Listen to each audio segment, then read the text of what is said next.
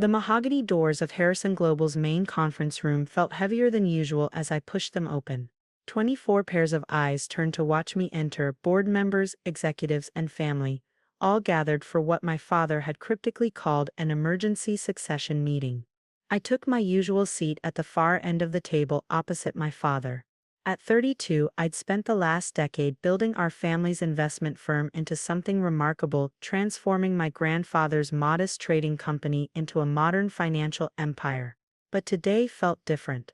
The tension in the room was palpable. My father, William Harrison Sr., stood at the head of the table, his new wife, Victoria, beaming beside him. Her two children, Marcus and Sophia, both in their mid-20s, sat to his right, wearing matching expressions of barely contained excitement. "Thank you all for coming on such short notice," my father began, straightening his tie. "As you know, Harrison Global has been a family business for 3 generations. Today we're announcing some strategic changes to ensure our continued success." I maintained my composure, though my stomach tightened. Over the past year, since my father's remarriage, I'd watched him gradually distance himself from me. The signs were there: private meetings excluded from my calendar, whispered conversations that stopped when I entered rooms, and the increasing presence of Marcus at high-level discussions despite his complete lack of financial experience. William Jr. has served as our chief investment officer for the past 5 years, my father continued, not meeting my eyes.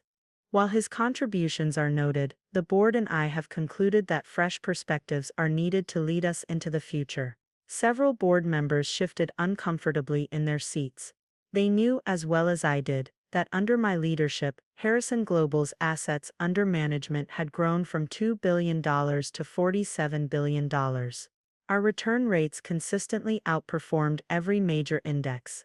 Effective immediately, Marcus Peterson will assume the role of Chief Investment Officer, with Sophia Peterson taking over as Head of Global Strategy. My father's voice carried an air of finality. Their combined experience in various fields will bring new energy to our organization. Marcus, a former yoga instructor who'd never completed college, straightened his poorly fitted suit. Sophia, who'd spent the last 3 years as a social media influencer, flashed her perfectly whitened teeth at the board. I didn't flinch. Instead, I opened my laptop and quietly logged into my secure email. Furthermore, my father continued, growing more confident with my apparent acceptance, the family's investment portfolio will be restructured. The majority of our holdings will be transferred to ensure equal distribution among all my children. Victoria squeezed his arm appreciatively. The woman who'd been his secretary just 18 months ago was now orchestrating my removal from my own company. "Does anyone have any questions?" my father asked, his tone suggesting he expected none. Old Mr. Thompson, who'd served on our board since my grandfather's time, raised a shaking hand. "William, with all due respect, your son has delivered unprecedented returns. Our clients, Marcus interrupted, his voice carrying the distinctive tone of someone who'd never earned anything in his life, need innovation, social media presence, a modern approach." He gestured to his sister. "Sophia has over 2 million followers on Instagram. That's the future of finance." Several board members exchanged concerned glances. Our clients weren't teenagers looking for investment tips on social media, they were sovereign wealth funds, pension plans, and ultra-high net worth individuals who trusted us with billions. "The decision is final," my father declared. "The legal team has prepared all necessary documents. William Jr. will maintain a minor advisory role, but operational control transfers effective immediately." I closed my laptop quietly. "Is that all?" My father's confidence wavered slightly at my calm. He'd expected protests, anger, perhaps even begging. Instead, he got nothing but a polite inquiry. "Yes, that's all. Marcus, would you like to say a few words about your vision?" As Marcus stood, fumbling with his note cards, I gathered my things and walked out. Behind me, I could hear him struggling to pronounce cryptocurrency integration paradigm. In my office, I made 3 calls. The first was to Swiss Bank AG, confirming that the sealed documents were ready for release. The second was to my private investigator, authorizing the distribution of his findings. The third was to Angela Chen, the lead financial reporter at the Wall Street Journal, who'd been sitting on an explosive story for 3 months, waiting for my green light. Then I waited. It took exactly 47 minutes for everything to unravel. My father burst into my office, his face red with fury, waving his phone. "What have you done?" I looked up calmly from my computer screen. "I haven't done anything, Dad. I've just been sitting here, accepting my new advisory role. The Journal is running a story about offshore accounts. The SEC is asking questions. The Swiss are." He stopped, realization dawning on his face. "Sit down, Dad," I said quietly. "We need to talk about who really owns Harrison Global." He sank into the chair across from my desk, suddenly looking older than his 60 years. "When grandfather passed away 5 years ago," I began. "He left me more than just his shares in the company. He left me his wisdom. Trust, but verify," he used to say. So when you started having private meetings with lawyers last year, I paid attention. When you began shifting assets, I tracked every move. I turned my monitor so he could see it. You thought you were being clever, setting up shell companies in Victoria's name, transferring assets gradually. But every step of the way, I was 3 steps ahead. "What are you talking about?" he demanded, but his voice lacked conviction. "The ownership structure you're looking at. It's not just the family portfolio, it's everything. Harrison Global, our subsidiaries, our client relationships, even the building we're sitting in. Through a series of holding companies and trusts, I own 78% of everything." He stared at the screen, then at me. "That's impossible. I would have known." "Would you? You were too busy planning my removal to notice that every major client relationship has been legally bound to me personally for the past year. Too preoccupied with your new family to realize that every significant trade, every major investment decision, was structured through my private holdings. You can't do this," he whispered. "I already have. The SEC is currently investigating the attempts to transfer company assets without proper disclosure to shareholders. The Swiss authorities are examining some questionable transactions Victoria made last month. And the board?" I glanced at my watch. "They should be receiving detailed documentation of everything right about now." As if on cue, his phone buzzed. Messages from board members, from lawyers, from compliance officers, all demanding explanations. "Why?" he asked finally. "Why go to all this trouble? You could have just told me you knew." I stood up, straightening my suit. "Because you needed to learn something, Dad. The same lesson grandfather taught me: never take loyalty for granted." Walking to the window, I looked out over the Manhattan skyline. "You didn't just try to push me out. You tried to hand over our clients' futures to a yoga instructor and an influencer. People trust us with their life savings, their children's education funds, their retirement. What you did wasn't just a betrayal of me, it was a betrayal of everything this company stands for." "I was trying to protect my family," he protested weakly. "No," I corrected him. "You were trying to please your new wife by giving her children something they didn't earn. But this isn't a summer home or a trust fund, Dad. This is a responsibility, one that I've spent my entire adult life honoring." The intercom buzzed. "Mr. Harrison, the board has called an emergency meeting. They're requesting your immediate presence." "Which Mr. Harrison?" my father asked. "William Harrison Jr., sir." They were very specific. I gathered my files. "You should call Victoria. The FBI will probably want to speak with her about those wire transfers to the Caymans." "You do this to your own family?" he asked as I reached the door. I paused. "Family? When Mom died, you told me that family means standing together, supporting each other, building something lasting. Then you tried to destroy everything we built to impress your new wife. So tell me, Dad, which one of us forgot what family means?" Leaving him in my office, I walked toward the conference room, where 22 board members waited for answers. In my briefcase were detailed plans for restructuring, strategies for growth, and ironclad legal documents proving my ownership. My phone buzzed, a text from my grandfather's old friend Mr. Thompson. "Your grandfather would be proud." I smiled slightly. The real work was just beginning. Harrison Global wasn't just a company, it was a legacy, and I had proven myself worthy of protecting it. As I pushed open those mahogany doors again, I saw the future clearly. It wouldn't be easy, rebuilding trust with the board, reassuring clients, and restructuring the company. But I had something my father, Marcus, and Sophia never understood. The understanding that true wealth isn't just about money, it's about responsibility, integrity, and vision. The board members looked up as I entered, their faces a mix of concern, relief, and respect. I took my place at the head of the table, my father's old seat. Ladies and gentlemen, I began, let's talk about the future of Harrison Global. The following week unfolded like a carefully orchestrated symphony. Each revelation, each legal document, each disclosure hit precisely when and where it would cause maximum impact. I sat in my new office, formerly my father's, reviewing the damage reports. Victoria and her children had vacated the building within hours of the SEC launching their investigation. My father, facing potential criminal charges for attempted securities fraud, had taken an indefinite leave of absence. "Sir," my assistant Michael interrupted via intercom.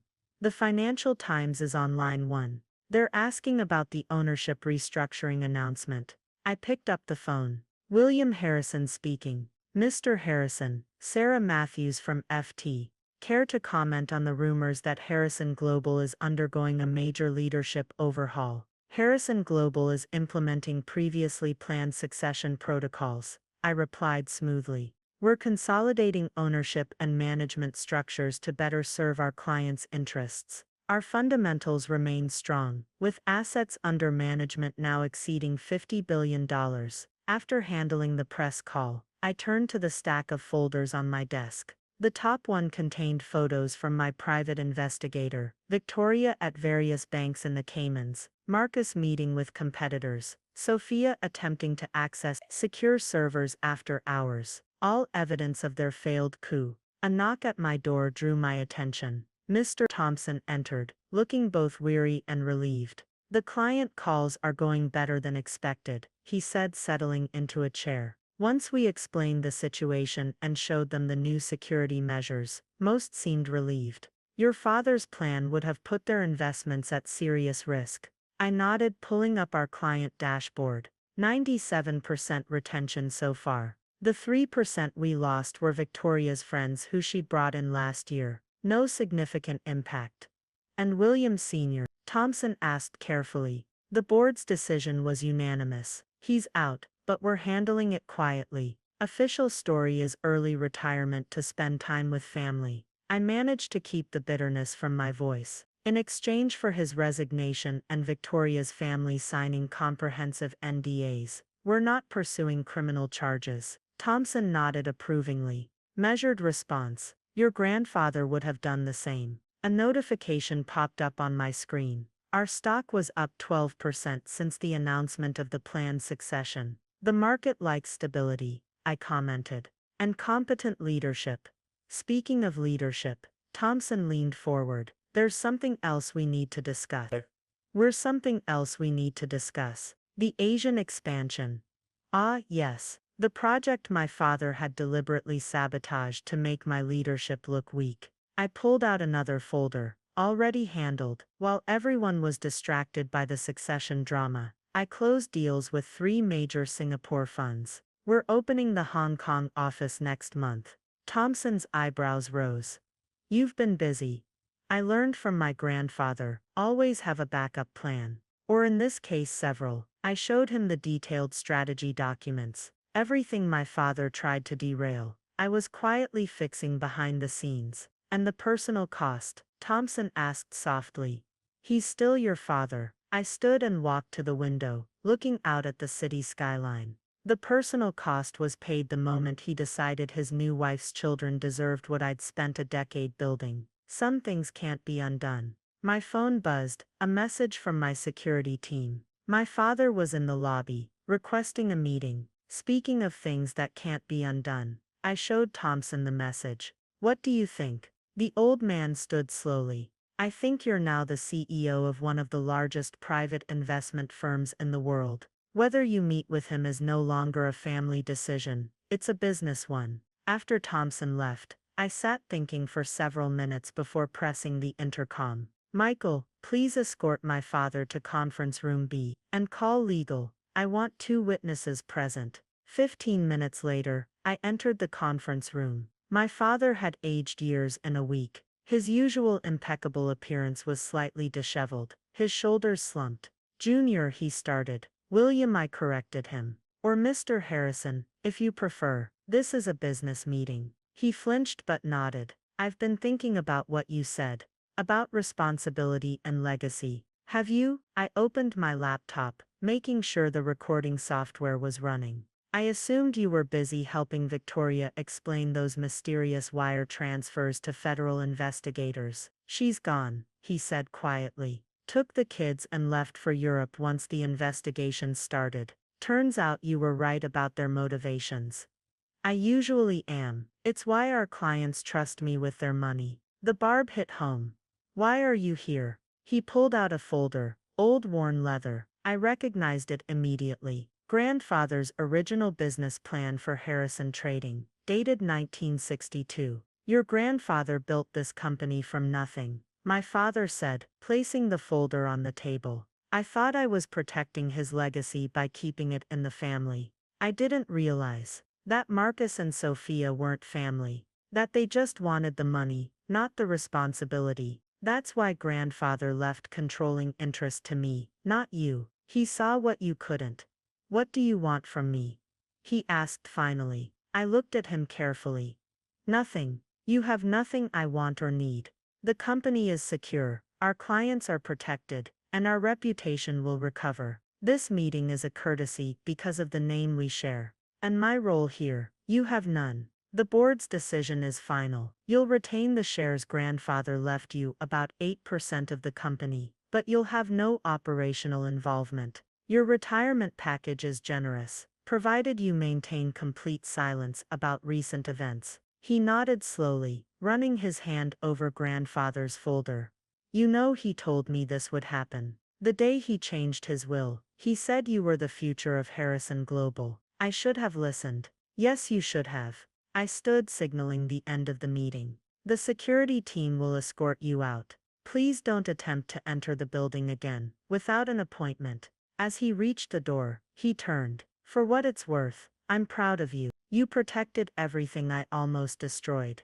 Goodbye, Dad, I said, turning back to my laptop. After he left, I opened grandfather's folder. Inside, behind the business plan, was a letter I'd never seen before. It was addressed to me, dated just before his death.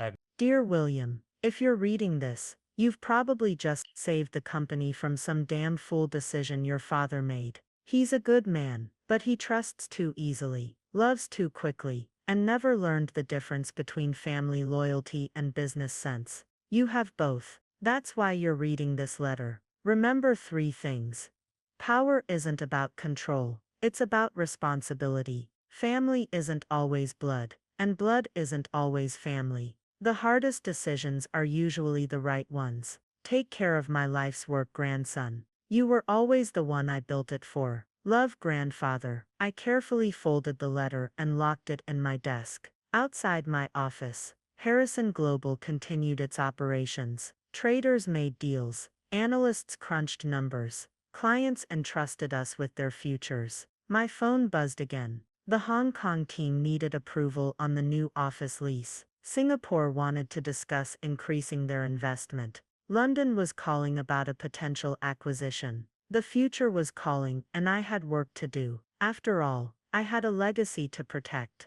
3 months after the failed takeover attempt, I stood in our new Hong Kong office watching the sunrise over Victoria Harbour. The expansion was proceeding exactly as planned, better actually, without my father's interference. My phone vibrated, an urgent message from our security team back in New York. Sir, Marcus Peterson attempted to access the trading floor this morning using an old security badge. When denied entry, he claimed to have sensitive information about company operations. Security Protocol Alpha 7 initiated. I smirked. Of course they'd try something like this.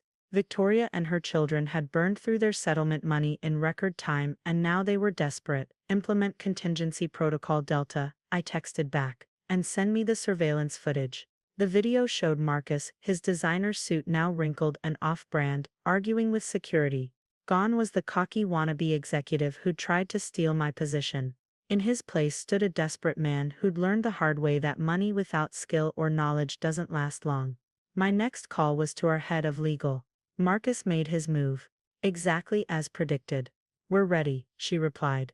The injunction is already filed. If he tries to shop any supposed insider informations to our competitors, he'll face immediate legal action.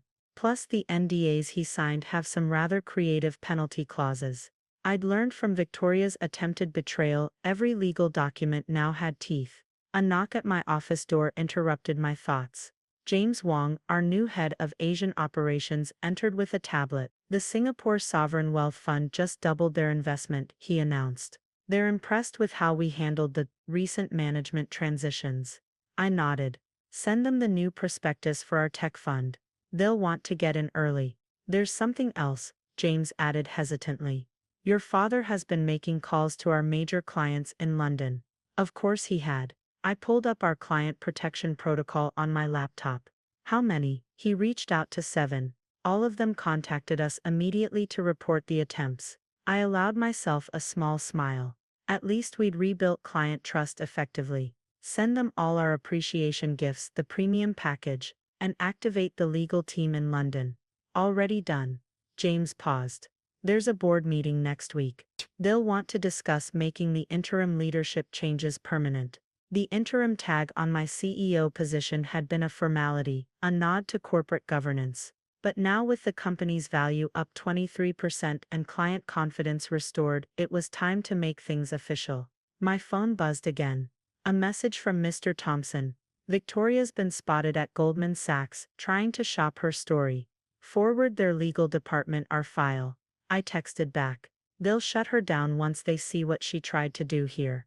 Looking out over Hong Kong's skyline, I reflected on how much had changed. The company was stronger now, more resilient. We'd used the crisis to clean house, modernize operations, and strengthen our compliance protocols. Every attack my father's new family had attempted had only served to improve our defenses. A final message came through.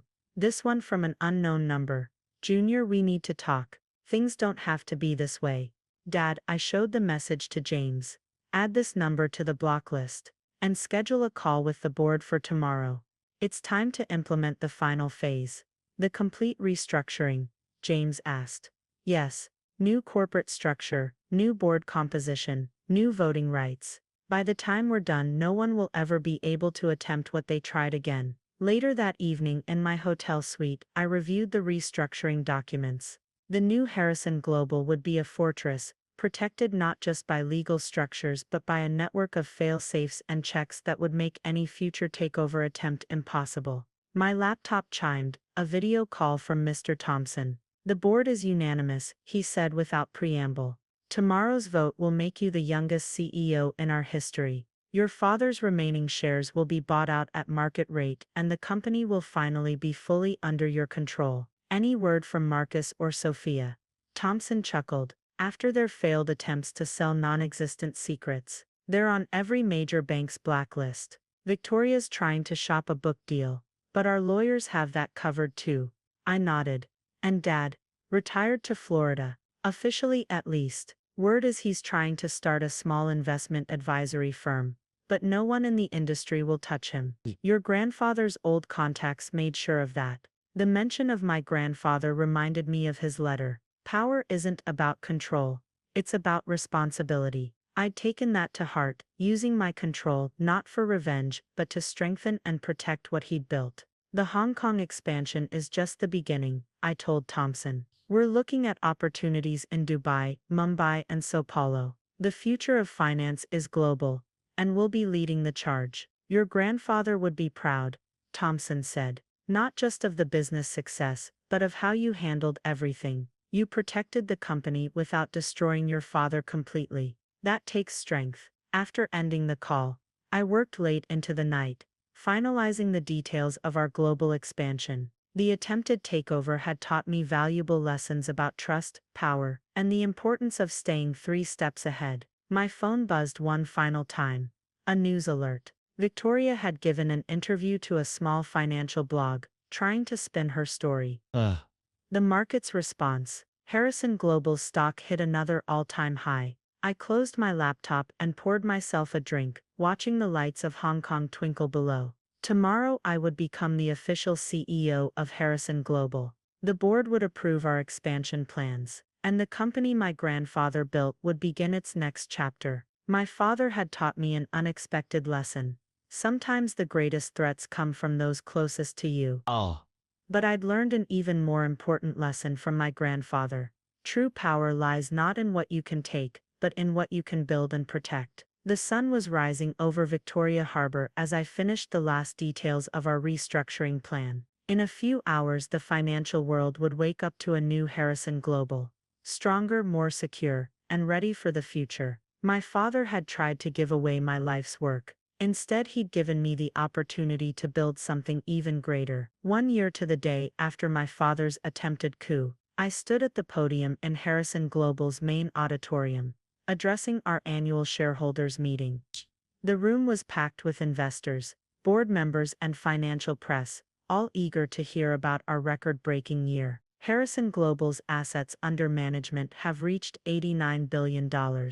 I announced, letting the numbers sink in. Our global expansion has exceeded all projections, with new offices in Dubai and Mumbai operating at full capacity. But more importantly, our client trust rating is at an all-time high. From my position, I could see Mr. Thompson beaming in the front row. Next to him sat an empty chair. My father's old seat. He'd finally accepted the buyout offer last month, ending his connection to the company entirely. The attempted hostile takeover last year, I continued, addressing the elephant in the room, taught us valuable lessons about corporate governance and security. Today I'm pleased to announce that our new protection protocols have become the industry standard, with 3 major banks adopting our compliance framework. The irony wasn't lost on anyone. My father's failed power grab had transformed Harrison Global into a template for corporate security. After the presentation, during the private reception,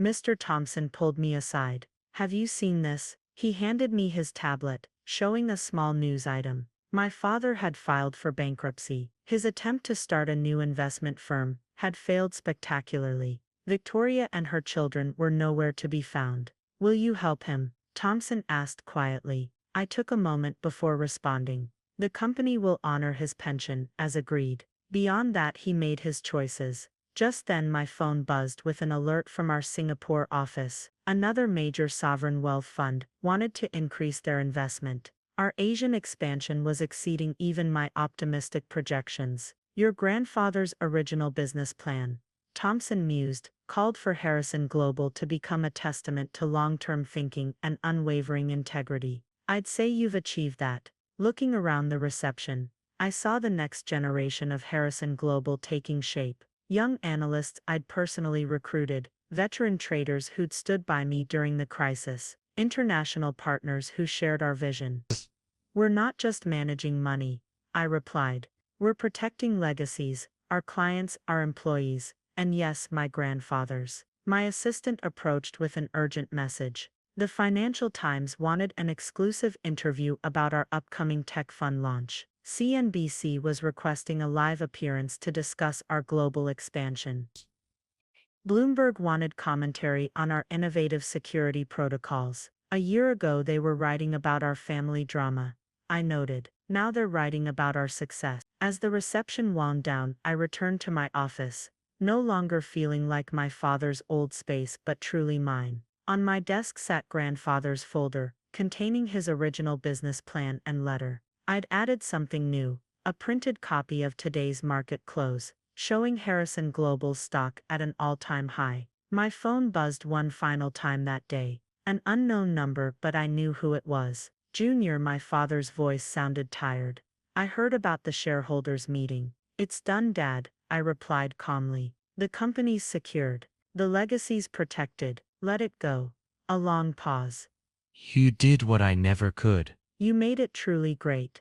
Goodbye, Dad," I said, ending the call. Looking out over the city lights, I thought about legacy, not just the financial empire, but the principles behind it. Integrity, vision, responsibility. My father had forgotten these things, seduced by the trappings of wealth and new family connections. I opened my laptop one last time, reviewing tomorrow's agenda. Board meetings in Hong Kong, client presentations in Dubai, strategy sessions in London. Harrison Global had become truly global, just as my grandfather had dreamed. The attempted takeover had failed, but it had given birth to something stronger. Sometimes I realized, you have to almost lose everything to build something unbreakable. Mr. Thompson's words from a year ago echoed in my mind.